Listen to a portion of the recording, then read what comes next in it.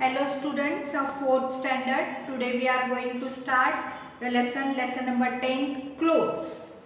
See, do the following activity and make a note of your observation. So what you have to do? You have to do the following activity and you have to note your observation. Take a piece of cloth and observe it under a magnifying glass. What you see? यहाँ क्या करना चाहिए? यहाँ एक piece of cloth लेना चाहिए और उसको मैग्नीफाइंग ग्लास के अंडर उसको ऑब्जर्व करना चाहिए. Study a sack closely. Can you see how it was made? So sack जो है, सैक जिससे हम बनाते हैं, ये सैक के क्लॉथ को भी हमें ऑब्जर्व करना चाहिए. Visit a tailor for stitching clothes. The tailor cuts the cloth, takes a piece of a cut cloth that he does not need. What do you see as it is its age? So see, यहाँ क्या करना चाहिए? Taylor को visit करना चाहिए. वहाँ देखा तो क्या टेलर क्या करता है? क्लॉथ स्टिच करता है. वो क्लॉथ स्टिच करने के लिए पहले क्या लेता है? कपड़ा लेता है, उसको कट करता है, बाद में उसको स्टिच करता है. तो देखिए, how will you see that the cloth और fabric is made up by interweaving threads together. अगर हम देखें तो कपड़ा छोटे छोटे धागों से इसको इकट्ठा लाने के बाद ही ये क्लॉथ होता है. Interweaving threads together is called as a weaving. अगर हम इस थ्रेड्स को इकट्ठा लाते हैं तो इसको क्या बोलते हैं? वीविंग बोलते हैं. Long threads are woven together to make a clothes. ऐसे क्या किया जाता है? लंबे लंबे धागों को लेकर कपड़ा बनाया जाता है. Where does this thread come from? Take a wad of a cotton wool. अगर हम देखें तो क्या करना चाहिए? हमको एक कॉटन वूल लेना चाहिए. Pull at it from the either side to make it long as possible. उसको क्या करना चाहिए? हमें खींचना चाहिए और उससे एक लंबा धागा बनाना चाहिए.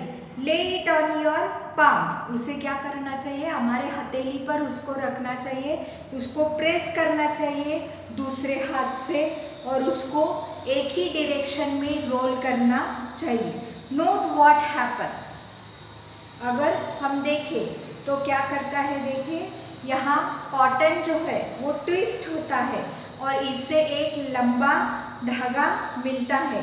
Earlier spinning wheel was used to draw yarn from the cotton. अगर हम देखें तो कॉटन से धागा पाने के लिए पहले ज़माने में क्या करते थे? स्पिनिंग व्हील, चरखा जिसको बोलते हैं, उससे क्या करते थे? ये धागा तैयार करते थे. Nowadays the same process is carried out on the machines. अगर हम देखें तो इस ज़माने में ये जो सब प्रोसेस है धागा निकालने की, सब ये प्रोसेस मशीन्स पर किया जाता है.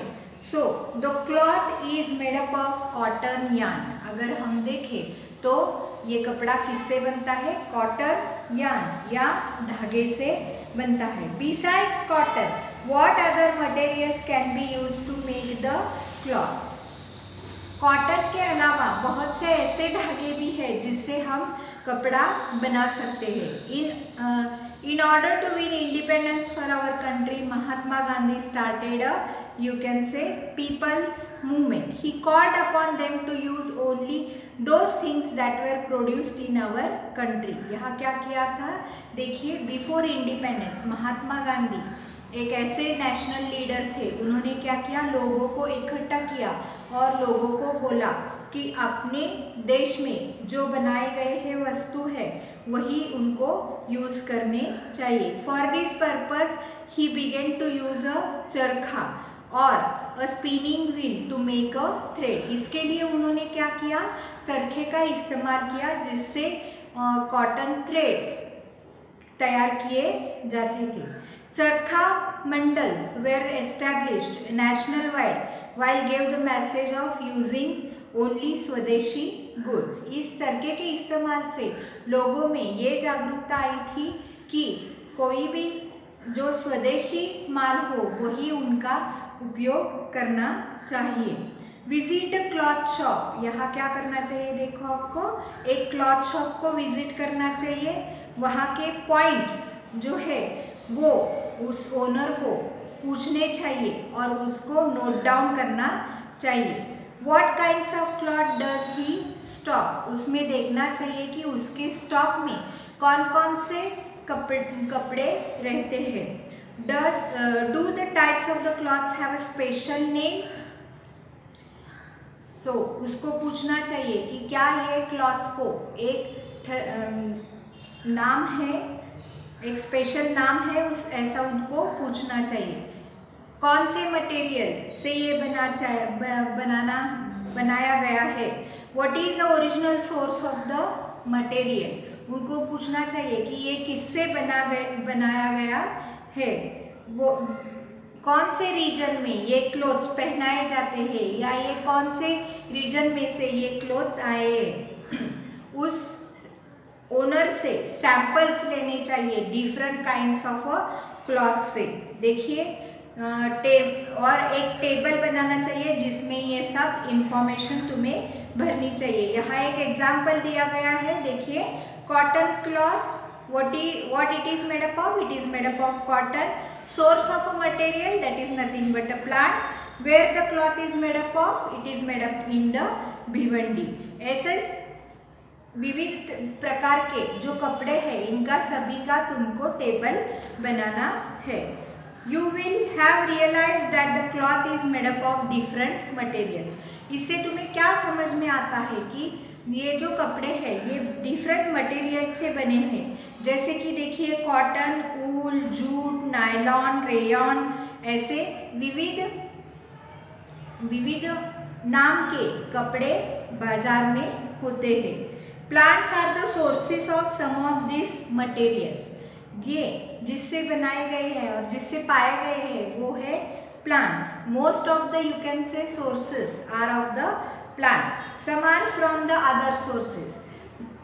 बाकी के जो है वो अदर सोर्सेस से मिलाए जाते हैं। Make a collection of cloth samples obtain from the shopkeeper. इसी तरह हमें क्या करना है, शॉपकीपर से जो तुम्हें कपड़े के टुकड़े मिले हैं उनका तुम्हें रिकॉर्ड रखना चाहिए, या ये तुम्हें ऐसे टेबल बनाकर रखना चाहिए। Nylon and rayon are made up of tar like material, but then what is the source of a tar. देखिए नायलॉन और रेयॉन जो है वो टार लाइक मटेरियल से बने हैं, लेकिन टार यानी क्या ये हमें मालूम करना चाहिए। Cloth can be woven in 2 ways. देखिए क्लॉथ जो है ये 2 तरीके से इसको क्या किया जाता है, तैयार किया जाता है। देखिए sweaters, caps are woven with the help of knitting needles या नीटिंग नीडल्स एट होम।